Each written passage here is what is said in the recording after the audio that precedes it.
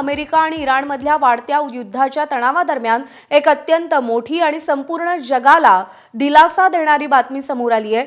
अमेरिकेचे राष्ट्राध्यक्ष ट्रम्प यांनी इराणला धमकी दिली होती, जोपर्यंत इराण शरणागती पत्करत नाही तोपर्यंत युद्ध सुरू राहील असं अमेरिकेचे राष्ट्राध्यक्ष ट्रम्प यांनी जाहीर केलं होतं। इतकंच नाही तर इराणच्या अर्थव्यवस्थेचा कणा असलेलं आणि तेल व्यापाराचं मुख्य केंद्र असलेलं खार्ग बेट ताब्यात घेण्याची धमकीही त्यांनी दिली होती। तर रात्री इराणवर आतापर्यंतचा सगळ्यात मोठा आणि शक्तिशाली बॉम्ब हल्ला करण्याची पूर्ण तयारीही अमेरिकन सैन्यानं केली होती।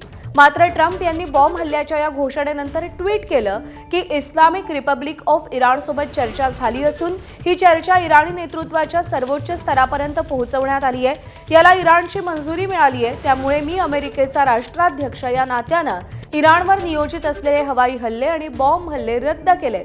त्यांच्या या ट्विटनुसार त्यांनी घोषित केलेले सगळे हवाई हल्ले रद्द करण्यात आलेले आहेत। दरम्यान ट्रम्प यांच्या एका निर्णयामुळे जगावर ओढवलेलं मोठं युद्ध संकट तुर्तास टळलं असून जागतिक तेल बाजारपेठेलाही मोठा दिलासा मिळालाय।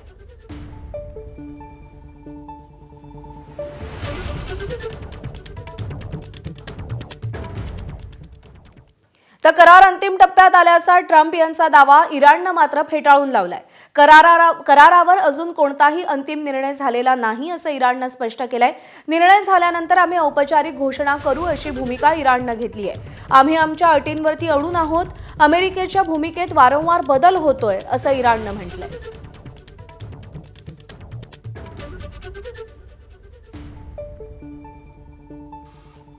तर इराणवर हल्ले न करण्याचा ट्रम्प यांनी अचानक निर्णय घेतला। युद्ध संपवण्यासाठी करार अंतिम टप्प्यात असल्याचं ट्रम्प म्हणाले।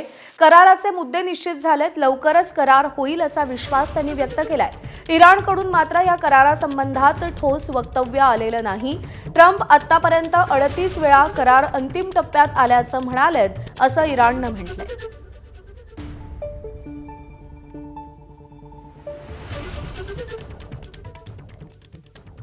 ट्रम्प आणि इस्रायलचे पंतप्रधान नेतन्याहू यांच्यामध्ये चर्चा झालेली आहे। इराणसोबतच्या करारावर दोन्ही नेत्यांमध्ये चर्चा झाल्याची माहिती आहे। इराणला विकसित केलेलं युरेनियम हटवावंच लागेल असं नेतन्याहू म्हणालेत। इराणला क्षेपणास्त्र कार्यक्रमही रद्द करावा लागेल असं त्यांनी म्हटलेलं आहे।